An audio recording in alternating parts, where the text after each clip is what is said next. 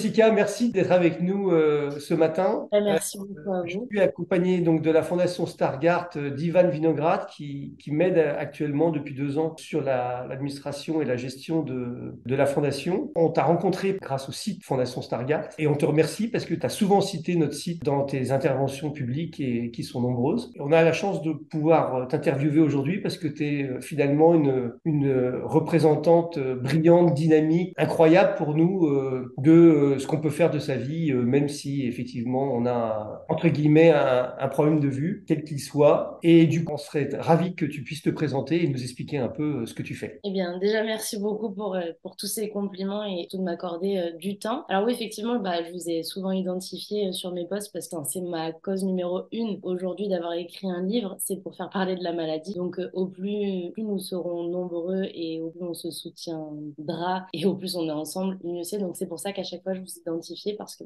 vous êtes la Fondation Stargat et que ça coule de source pour justement faire connaître le plus possible, en tout cas d'abord en France, cette maladie qui au final est tellement peu connue et on se sent souvent terriblement seul quand on a cette maladie puisqu'on n'en parle jamais. Donc pour me présenter, pour répondre à la question, moi je m'appelle Jessica Hugues, j'ai bientôt 30 ans dans quelques jours et j'ai été sportive de haut niveau très longtemps, voire je suis à 27 ans d'expérience de karaté et je suis restée plus de 10 ans en équipe de France de karaté en étant malvoyante, donc en ayant la maladie de Stargardt qui a été décelée très très tôt chez moi dès l'âge de 6 ans. Sauf que j'ai été sportive de haut niveau chez les valides et pas chez les non-valides. C'était quelque chose qui m'a toujours tenu à cœur d'être et de faire, c'est-à-dire de ne pas me limiter. C'est quelque chose qui me représente énormément. Et donc voilà, j'ai été sportive de haut niveau pendant quelques années. Aujourd'hui, je suis maman et d'une petite fille et voilà, et je vis avec mon handicap qui évolue de plus en plus, enfin qui dégénère puisque c'est une maladie dégénérative bien sûr. Et puis voilà, il faut savoir vivre avec. On se rend pas compte. J'aime dire que c'est pas marqué sur mon front, mais je ne vois même pas à plus de 30 centimètres devant moi. Et pourtant, quand on me voit, on pense que je suis une femme tout à fait normale, alors que le quotidien est très compliqué et que si j'avais pas mon mari avec moi, je pourrais faire pas trop grand-chose dans ma vie. C'est Oui, tout on simplement. comprend que tu as une affection sévère, comme on dit, une forme sévère de Stargardt. Donc, c'est sans doute un problème qui a été détecté effectivement très tôt dans ta vie, dans ta jeunesse. Tu peux nous en dire un peu plus sur ton parcours de championne de karaté, parce que c'est ultra impressionnant, toutes les coupes, toutes les victoires que tu as réussi à accumuler. Oui, pas de souci, je vais vous expliquer, je vais vous faire les grandes lignes, bien sûr. Sinon, j'ai écrit le livre où je raconte vraiment toute ma vie, en tout cas une très grosse partie.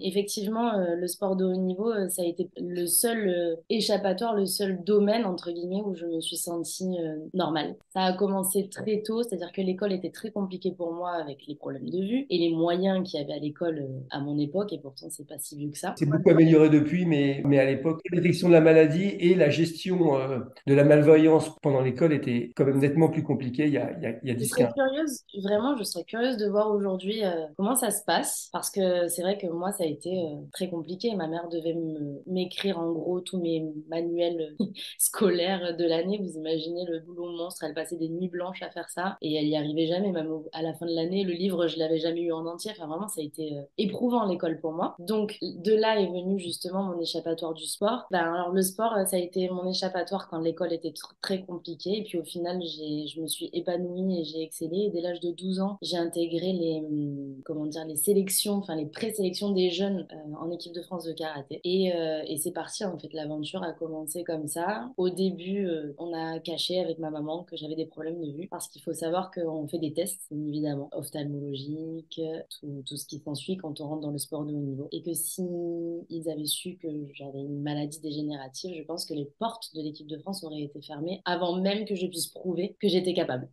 et tes résultats l'ont montré. Tu peux nous parler de tes résultats? Dès l'âge de 14 ans, j'ai fait mon premier championnat d'Europe où je me suis classée cinquième. Et quelques mois après, j'ai fait le championnat du monde où j'ai été troisième. Donc dès l'âge de 14 ans, j'ai fait troisième au championnat du monde. Et ensuite, tous les 2 ans, on avait un championnat du monde. Tous les ans, enfin voilà, c'est parti pour une longue série de championnats d'Europe et du monde où j'ai réussi à garder ma place pendant des années. Et ça, c'est vrai que dans le karaté, c'est pas quelque chose de commun. Souvent, des athlètes font 1 an, 2 ans, ils tiennent pas forcément sur la durée. Et au final, j'ai réussi à perdurer dans mon sport, à rester régulière et à me classer très souvent en cadette, en junior. Voilà, j'ai plus à aller, plus le niveau montait, bien sûr, puisque quand on passe des jeunes aux seniors, le niveau monte. Et puis à 17 ans, j'ai fait championne du monde en Malaisie par équipe avec deux coéquipières à moi. Et de là, on m'a surclassée en senior dès l'âge de mes 17 ans pour faire le plus beau championnat du monde qui a pu exister dans le karaté,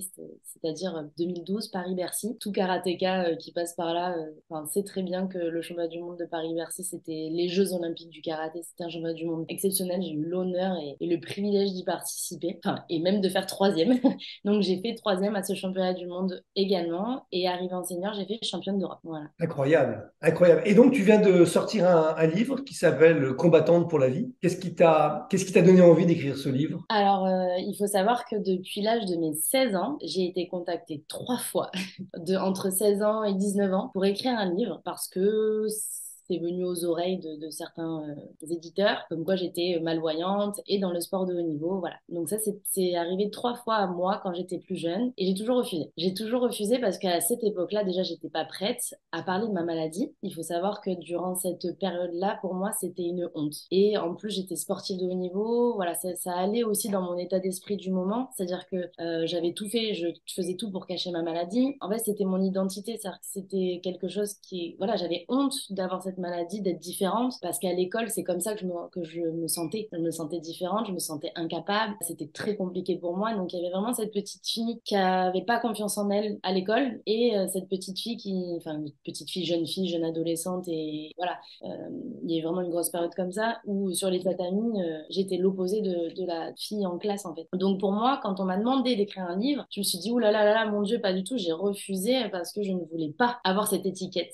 Vous savez, voilà. Donc j'ai fait 3 refus étant jeune et puis j'ai fait ma carrière et prend bientôt 30 ans et j'ai l'impression d'en avoir 60, c'est ce que je dis dans le livre, parce que j'ai vécu beaucoup de choses, notamment bon, la maladie qui dégénère et puis l'état d'esprit que ça engendre et comment on voit la vie avec cette maladie. Faut être sincère quand on sait qu'on va devenir aveugle un jour ou l'autre, enfin qu'on doit le devenir. Déjà, on voit pas la vie comme tout le monde, même si c'est pas un cancer, qu'on va pas mourir dans un mois, ça reste quand même.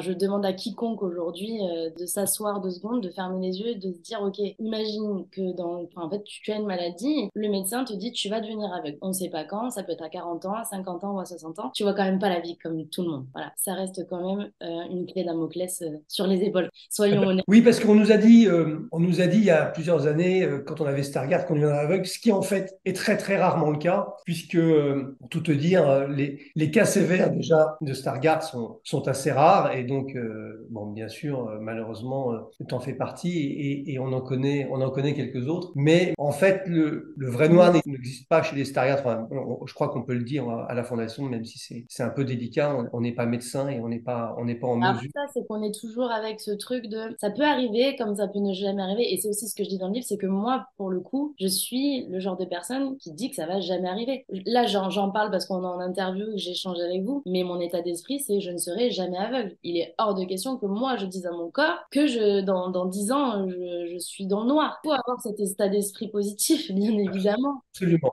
Absolument. Et d'ailleurs, on peut te le confirmer, hein, nous, on ne connaît aucun Stargard qui est vraiment aveugle. Et il y en a de tous les âges, bien évidemment.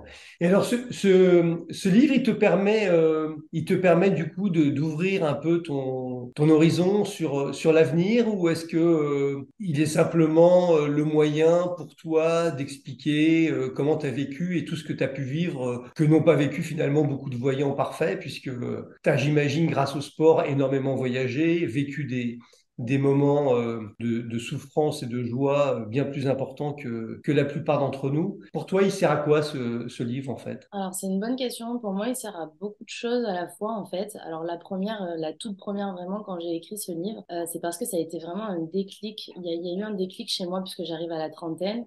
Du fait de toutes ces demandes-là, je me suis dit, bon, bah, si à force, parce que ça me revenait souvent aux oreilles, même les personnes que je rencontrais dans la rue, avec qui je faisais connaissance et qui apprenaient en quelques lignes mon histoire, à chaque fois, ça revenait à mes oreilles, mais il faut que tu fasses un livre, il faut que tu fasses un film, il faut qu'il y ait un film sur ton histoire, mais il faut qu'il y ait un livre. Voilà, c'est souvent revenu, donc c'était quelque part par là. Si on me disait ça, c'est qu'effectivement j'avais quelque chose à raconter, et que ça pouvait plaire. Il y a vraiment choses qui ont fait ce livre, hein. La deuxième, comme je viens de dire, c'est que j'ai eu un déclic, j'ai ma fille. Quand on est maman, c'est différent. Ça fait certains déclics, c'est-à-dire que je me suis dit, bon, il va falloir que je parle de cette maladie parce que c'est vrai que enfin, ça fait déjà 10 ans que j'entends qu'il y a des choses qui évoluent. Moi, j'ai pas la sensation que ça évolue vraiment. Et en fait, je me suis dit, j'ai toujours eu tout par moi-même. Donc, si à chaque fois on me dit qu'il fallait que j'écrive un livre, bah, pourquoi pas écrire mon livre, me servir un petit peu de mon histoire, de ma petite notoriété, parce que bon, je suis pas une star, malheureusement, je suis pas Grégory Le Marchal.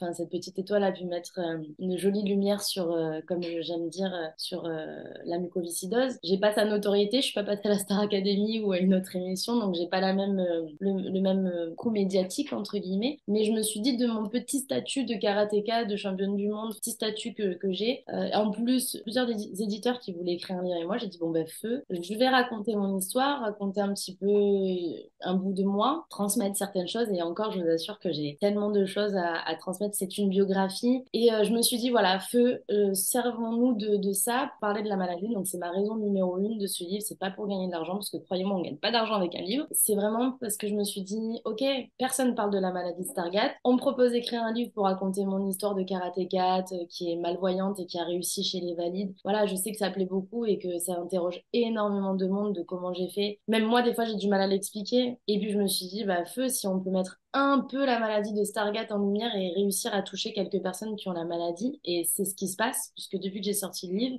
j'ai enfin des personnes qui ont la maladie de Stargardt, bah, qui se sentent plus seules et qui m'ont écrit sur les réseaux sociaux. Enfin voilà, c'est vraiment pour cette raison-là que j'ai fait le livre. Et j'espère de tout cœur que ça va évoluer dans le bon sens, parce que l'objectif, ça serait vraiment que, bah, qu'on en parle de cette maladie, que ça avance, qu'on arrive à avoir un coup médiatique un peu plus fort, pour, faut le dire, hein, pour réunir de l'argent, pour en trouver des solutions, en fait, pour qu'on puisse avancer là-dessus. Tout à fait. Je crois que tu vois, quand tu parles de ton livre et de ce que tu souhaites en faire, finalement, c'est quasi la même vocation que celle de la Fondation quand on l'a créée, parce que plus on fait parler d'une maladie, plus on sensibilise l'opinion publique, les chercheurs, plus du coup on collecte d'argent et on finance la recherche et on motive les équipes de recherche du CNRS, de l'INSERM ou d'autres pays à essayer de trouver une solution pour ralentir la dégénérescence, voire la stopper. Voir la stagner, parce que la rétine, et puis il faut savoir aussi que la maladie de Stargardt, c'est la rétine et la macula, mais on est, je ne sais pas combien de maladies orphelines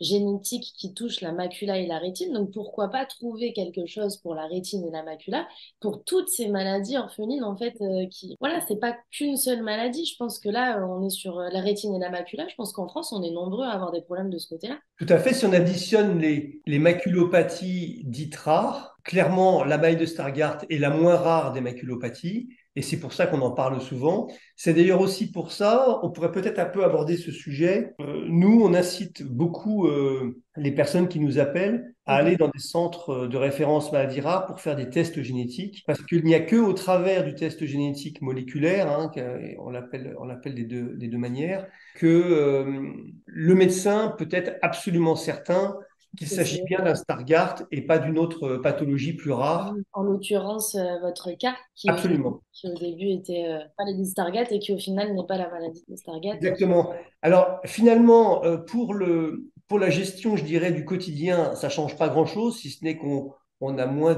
d'informations sur comment va évoluer la maladie sur ces Mm. autres pathologies beaucoup plus rares, parce personne n'a fait d'historique, d'études longitudinales, comme on les appelle, sur ces maladies.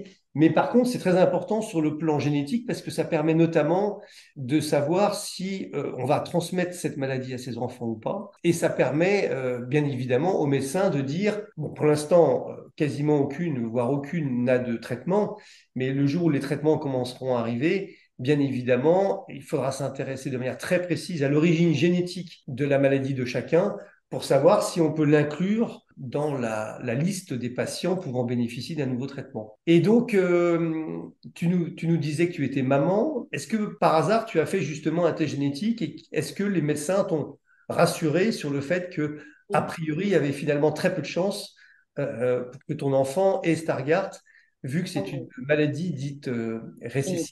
bien sûr. Alors, bah, bien évidemment que vous vous doutiez que quand je suis tombée enceinte, ça a été la première chose qui m'est passée par l'esprit. Moi, je suis suivie à l'hôpital Necker depuis toute petite, puisque ma maladie s'est déclenchée vraiment très jeune. J'ai de suite pris mon téléphone, de suite pris rendez-vous avec Madame Kaplan, le professeur Kaplan à l'hôpital Necker qui est sur la maladie de Stargardt, pour faire les tests génétiques, pour venir voir avec elle et mon conjoint, parce qu'il fallait faire le test et sur lui et sur moi pour voir la probabilité qu'elle l'ait ou pas. Je l'ai fait dès que j'étais à 4-5 mois peut-être, 4-5 mois de grossesse, parce qu'on, voilà. Ça a été avec un discours très positif, mais comme toujours, le professeur Kaplan est un professeur qui est positif avec nous, malgré la connaissance de la maladie, parce qu'on ne sait pas à quel âge ça peut se déclencher. Regardez-moi, à 1 an, 2 ans, 3 ans, 4 ans, mes parents ne soupçonnaient pas ça. Donc, mais comme toujours, je suis positive, que je pense que, enfin, je l'espère et je pense que ma fille ne l'aura pas. Voilà, il Ça faut va. que le partenaire soit également porteur d'une mutation sur le sur le gène ABCA4. Voilà, voilà. Très bien, merci beaucoup. Écoute, je crois que c'est fort intéressant de pouvoir t'entendre sur notre prochaine newsletter, puisque notre idée, c'est donc de permettre à nos membres de retrouver de la motivation et de comprendre comment, même avec ce problème de vue, ben, finalement, on peut avoir une vie probablement encore plus passionnante que celle qu'on aurait eue si tout allait bien depuis le départ. Pas, c'est ce que je dis dans le livre. Faut savoir aussi ne pas se limiter. Parfois, c'est difficile, on n'arrive pas à faire les choses comme tout le monde, mais ça, c'est tout handicap, hein, pas forcément que pour le nôtre. Mais c'est vrai que se limiter, en fait, enlever les barrières et se dire je peux le faire et je peux réussir, faut juste essayer hein, avec ses propres moyens. Mais il y a d'autres façons de. Enfin, c'est ce que vraiment le message que je veux faire passer, c'est ça. C'est que si j'avais écouté mes parents ou ma famille, peut-être qu'il y a plein de choses que j'aurais pas fait si j'avais pas prouvé que, en fait, moi-même, je me suis enlevé des barrières. Je me dis non, mais vas-y, essaye. Tu feras peut-être différemment, peut-être d'une autre manière. Voilà, c'est pour toutes les maladies, il faut essayer en fait. Faut pas se limiter. Ne nous limitons pas. Ivan, est-ce que tu aurais éventuellement une question supplémentaire à poser à Jessica? Donc, j'avais une question pour toi, Jessica. Qu'est-ce que le combat pour toi? Est-ce que la vie en est un? Et est-ce que être Sargart est un combat? Bien sûr. Alors bah justement, c'est pour ça que le livre, on l'a appelé comme ça. Qu'est-ce qu'un combat pour moi? Ben, un combat, c'est ce qu'on rencontre tous les jours dans notre vie, en fait, puisque la vie, elle est faite, enfin, elle n'est pas lisse. Et ça pour tout le monde, qu'on ait une maladie ou pas une maladie. Donc la vie est un combat, mais pour plein de raisons. Il faut juste savoir parfois mettre les genoux à terre, mais se relever et ne jamais abandonner. C'est quelque chose qui est important parce que les épreuves qu'on nous donne sont faites pour qu'on soit plus fort et qu'on apprenne. Et ça, c'est important de le savoir, même quand on est vraiment au fond du trou, toujours se rappeler que si on a cette épreuve-là, c'est pour en tirer quelque chose de super positif derrière. Et effectivement, pour ma part, parce que là on me pose la question à moi, ma maladie, la maladie de Stargardt, est un combat du quotidien puisque elle fait partie de moi depuis toujours et elle me pose problème, faut le dire, chaque jour. Donc c'est un combat. Et puis il s'est passé plein de choses dans ma vie. Je raconte dans le livre un accident où j'ai failli mourir ou même devenir paraplégique, tétraplégique. Ça a été un combat également. Enfin voilà, ma vie est un combat, d'où le titre du livre, Combattante pour la vie. Voilà, ça a tout son sens. Merci Jessica, Hugues, Donc, et on espère à très bientôt pour un événement autour de Stargate, pourquoi pas, on pourrait créer quelque chose de sympa. avec grand plaisir. On va y réfléchir. Merci beaucoup Merci Jessica. beaucoup.